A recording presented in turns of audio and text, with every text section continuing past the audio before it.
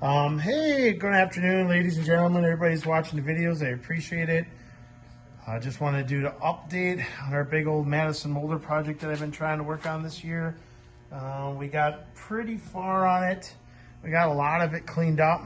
My son and his friend came and helped me, and we took let me just pan out a little bit here. We took a drill with a wire brush tip on it. We got most of the pine pitch, a lot of the rust cleaned off it. We did really good. Most of it wasn't too bad, a lot of little oil and grease, but we got everything all taken apart. Make sure it all moves now, locking handles, all the different stuff that's supposed to move. We got it loosened up somewhat so it moves. The school redid a couple parts for me. This part wasn't adjusting correctly, so I'd have them open that up a little bit. But we did get the back bed on, which thank gosh we did have. I can't even imagine trying to source one of those anymore. I ended up taking that 6th head off and putting that in the semi-trailer for just in case in the future. That opened up a lot of space, made it a lot easier for us to work on the machine. It was a mess. I should have recorded it because it took us a lot longer with the forklift and chains to get it picked up with the low ceilings in here and stuff like that. So it was not fun to get it off, but we did get off. And thank God we used the forklift because it weighed probably a good 100 and some pounds anyway. So there's no way we could have probably picked it up with just our actual hands between me and my son. So we got that off. The only problems I've ran into so far is this chip breaker. We needed a bolt for it. I have somebody sourcing me one, or actually they're making one for me right now. So I don't know when we're going to get that back, probably not another month. So that's what's wrong with this chip breaker, but otherwise it seems like we have it all here. You just have to wait for that bolt, because that bolt goes in here, and then there's a thread of rod that adjusts it up and down, which I also have somebody making me one of those right now. So I don't know if we'll probably get it on this year, but I know we're not going to get this machine running. I still have one major problem I found out though. As we tore into this, I was wondering, there's a huge gap. Oh, let me zone in here. There's a huge gap between this front feed wheel and this upper chain. Now this chain came off a different molder, but I was pretty under the impression they're all universal. So I need to get somebody with more expertise than me in here to explain why there's such a gap in this one. It's like I'm missing a spacer or something. So I can't run the molder until that problem's solved. And then the other big problem that I ran into, which I didn't know about, is if you look right there, there's an oiler disconnected right there. And I thought, easy peasy lemon squeezy. We'll connect that line up and no big deal, right? Except the line is missing.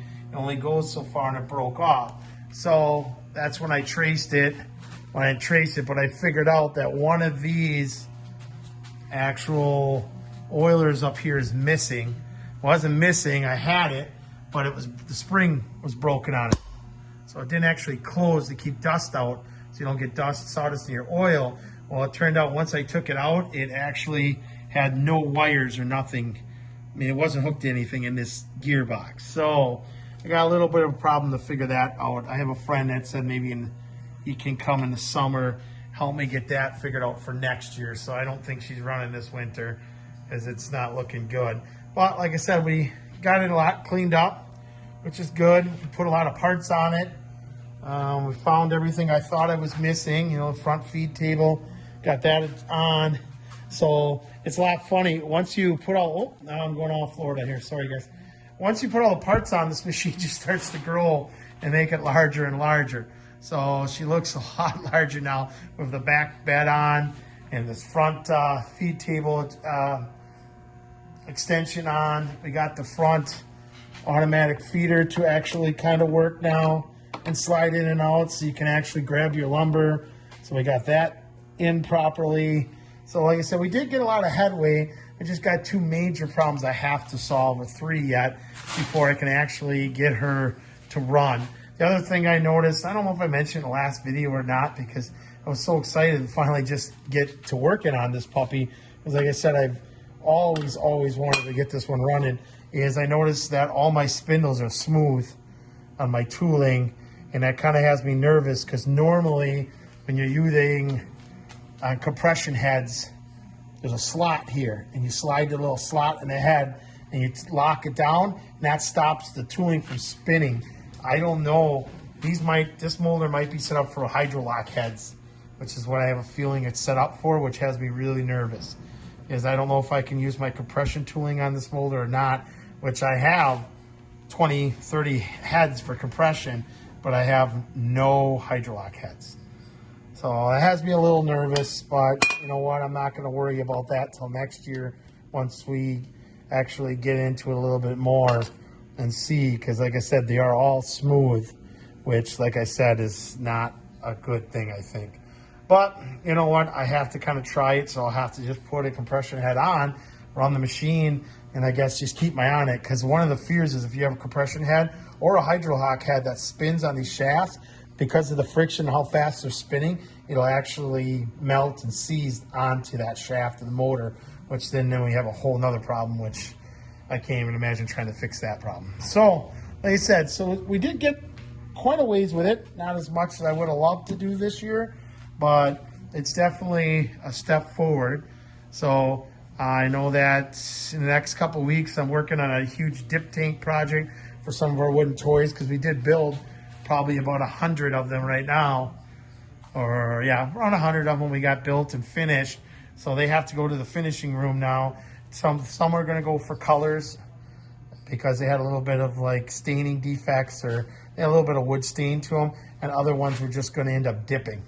So right now I'm in the process. Right, there's another batch of them, and then there's a whole cart of them right there. So they're about 100, 125, I think total we counted.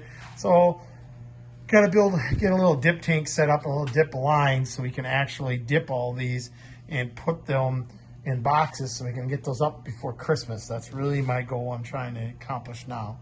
So like I said, it's been slowly going forward. I mean, not as fast as I like to see things get done around the shop, but there's only so much one person can do. So, well, I got help, but still, like I said, sometimes you want all these projects to go a lot faster, but it just depends on how things go.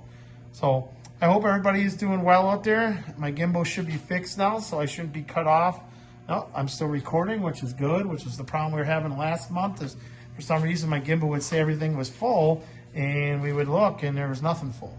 So I'm not sure why it was doing that. We just changed what quality we're recording in or sending the videos. I think recording in, and I think that's what solved our problem. So, but like I said, another week or so I'll take another video. I do have some funny videos of our dog chasing a chicken that I'll be putting on the YouTube channel, because this is a little weird and goofy.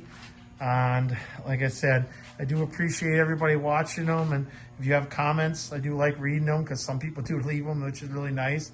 So there's the big 276 Mattison Moulder project, going to be on hold till the spring, because we still got to get the dust piping up, and I got to get somebody with more expertise than I to help me with this front chain and that oiler problem. And so hopefully we'll get that done. But thank you guys, and have a stellar week. Bye-bye.